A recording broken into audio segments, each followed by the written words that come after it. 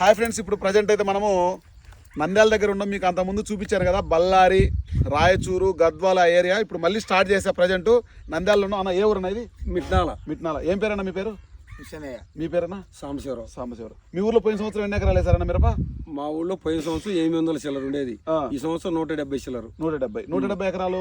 170 ఎకరాల దగ్గర 60 ఎకరాల పైన 65 ఎకరాల పైన ఇల్లు వచ్చింది. కొంతమంది దున్ని టిల్లర్ కొట్టేసి మినిమేశారు. కొంతమంది శనగేశారు. కొంతమంది ఏం వేయలేక వచ్చిన కాడ జావనే లేపి అట్నే నిలబడిపోయారు.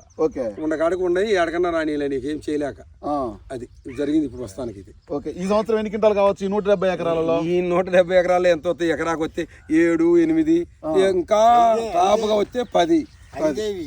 ఇవన్నీ వచ్చేది 5. ఈ సేలు అన్ని వచ్చేది 5. ఇట్లా సేలు ఇప్పుడు ఉన్న 120, 130 ఎకరాల్లో ఇట్లా సేలు చాలా ఉండి ఇట్లా సగం తెచ్చి సగం చావండి మొక్కలు.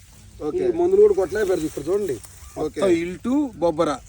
దీని ప్లేస్ లో ఏమేసారు మీరు? మిగతాది మినుమేశారు. కొంతమంది మినుమేసి కొంతమంది ఏం చేశారంటే జొన్న వేసుకున్నారు. కొంతమంది శనగేశారు, మొక్కజొన్న వేసారు. కొంతమంది డైరెక్ట్ మిరపలోనే మొక్కజొన్న నాటారు. పుసులూరు ఏరియాలలో మొక్కజొన్నలో డైరెక్ట్ గోధుమ మళ్ళీ మొక్కజొన్న నాటేశారు. రైతుకు సేఫ్టీగానే ఉండే అవకాశం ఉంటుంది నెక్స్ట్ ఇయర్ కంటే. ఇప్పుడు మిరప వేయాలనే ఆలోచన తగ్గుతుందా పెరుగుతుందా? మిరప అంటే రైతు భయపడుతున్నాడు.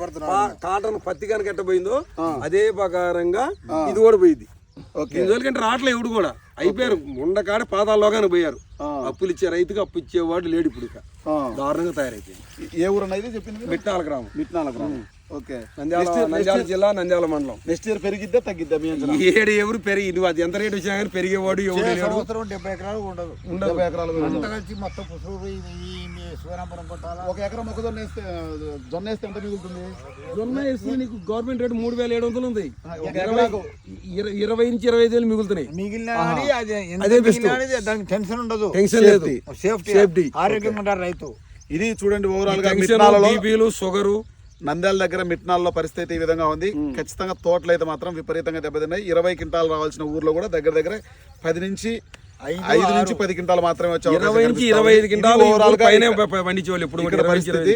ఖచ్చితంగా ఇంకా ఫుల్ వీడియో కావాలంటే సపోర్ట్ చేస్తూ ఉండండి, లైక్ చేయండి. అన్ని వీడియోలు కూడా చూస్తూ ఉండండి. ఎందుకంటే ఇక్కడ నుంచి మనం దగ్గర బళ్ళారి, అనంతపురం, ఉరవకొండ, రాయచూరు ప్రతి ఏరియా మీకు మొత్తం చూపించడం అయితే జరుగుతుంది ఫ్రెండ్స్. ఖచ్చితంగా మన ఛానల్ ఫాలో చేయండి, సబ్స్క్రైబ్ చేయండి. ఓకే ఫ్రెండ్స్, బాయ్ మరి.